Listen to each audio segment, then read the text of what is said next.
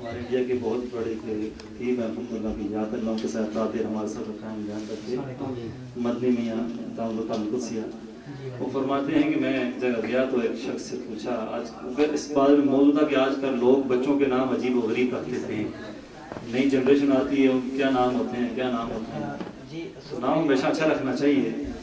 تو وہ ایک شخص مجھے ملا تو اس نے اپنے بچے کا نام بنگال کا تھا بدھو رکھا، تو میں نے اس سے پوچھا تو اپنے بچے کا نام بدھو کیوں رکھا؟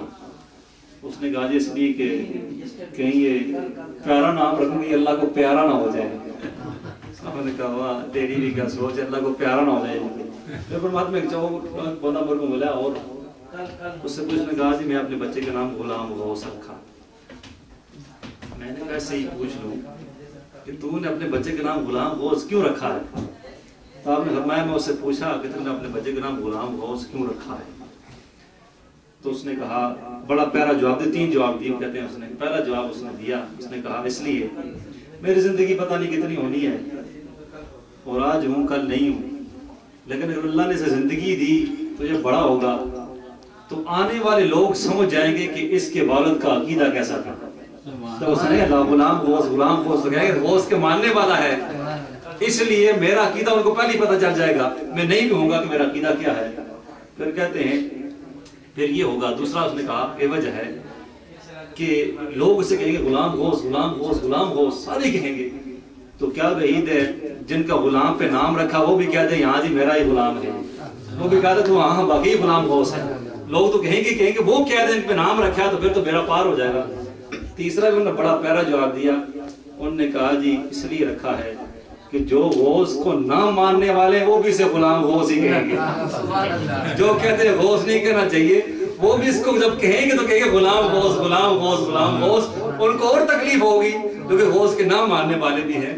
تو نام اس لیے میں نے رکھا ہے، میں نے کہا غوث اعظم کے سلسلے میں بات ہے تو یہ بات بھی کیے دیتے ہیں اللہ رب العزت حضور غوث اعظم کی ولایت کا فیضان ہمیں عطا فرمائے۔ یقین میں نے اس سے بھی کہا تھا حضرت مجدد رسالہ فرماتے ہیں قرب خداوندی کے 2 رستے ہیں، ایک نبوت کے ذریعے ایک ولایت کے ذریعے۔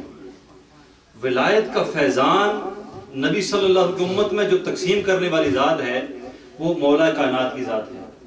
مولا کائنات کے بعد یہ سلسلہ امام حسن کو پہنچا، امام حسن سے امام حسین کو، کرتے کرتے امام جعفر صادق، کرتے کرتے یہ سلسلہ حضور غوث پاک تک آیا۔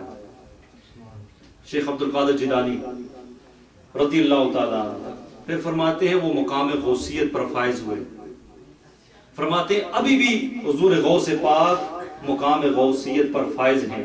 امام مہدی تک جس کو بھی ولایت ملے گی وہ حضور غوث پاک کا نائب ہوگا، اگر غوث بھی ہوگا وقت کا تو وہ نائب غوث اعظم ہوگا، اور جس کو بھی ولایت ملے گی وہ حضور غوث اعظم کے ذریعے اس کو ولایت ملے گی۔ پھر اپنا بھی وہ بہت کچھ میں بتاتے ہیں انشاءاللہ، وہ کبھی موقع ملا اللہ نے چاہا کریم صلی اللہ علیہ وسلم اس کو بیان ہوگا، لیکن اس لیے ہم خود بھی ہم تو چھوڑے ہیں، ہم تھوڑے بھی ہیں تو کوئی بات نہیں، کوانٹٹی اور کوالٹی اس نے آپ نے سنا ہوگا، کوانٹٹی کی خیر کوالٹی صاف ہونی چاہیے۔ ایک بندے کے پاس 10 جوڑے کپڑوں کے ہوں، 10 کے 10 ناپاک ہوں، اور اسے نماز پڑھنی تو وہ کیا کرے گا؟ اگر ایک ہی جوڑا ہو پاک ہو تو کہ ماشاءاللہ میرا کام چل گیا ہے، جس کے لیے مجھے چیز پاک کرنی ہے وہ میرا کام الحمدللہ مجھے ضرورت کے وقت مہیا ہے۔ تو اس لیے کوانٹٹی اور کوالٹی کا فرق رکھنا چاہیے۔ ہمیں اہل سنت والجماعت کمزور ہیں، تھوڑے ہیں۔ عبدالرزاق بھائی نے محبتوں کے ساتھ بڑے دوستوں کو دعوت دی ہوگی، لیکن یہ ہے کہ وہ کسی مجبوری سے نہیں آ سکتے ہیں لوگ، بہرحال کوئی بات نہیں، اللہ نے چاہا تو پھر کسی موقع پر بھی حضور غوث پاک کی محفل لگے گی، پر کم ہے، لیکن دعا فرمائیں کہ اللہ رب العزت آقا کریم صلی اللہ علیہ وآلہ وسلم کے فیض ہمیں، میں تو ابھی یہی دعا کرتا ہوں، ہمیں اور ہماری قیامت تک آنے والی نسلوں کو آقا کریم صلی اللہ علیہ وسلم کے غلاموں میں قبول و منظور فرمائے۔ حضور غوث پاک کے غلاموں میں، شہنشاہ نقشبند کے غلاموں میں، مجدد الثانی کے غلاموں میں، خواجہ غریب نواز کے غلاموں میں قبول و منظور فرما لے، تب یا ایھا الذین آمنوا اتقوا اللہ وکونوا مع الصادقین والا صادق آئے گا کام، کیونکہ سچوں کے ساتھ ہونا یہی ہے۔ اگر سچے اگر نہیں مل رہے تو کم از کم سچوں کا ذکر کرنا ہی اس بات کی نشانی ہے کہ آپ سچوں کے ساتھ ہیں۔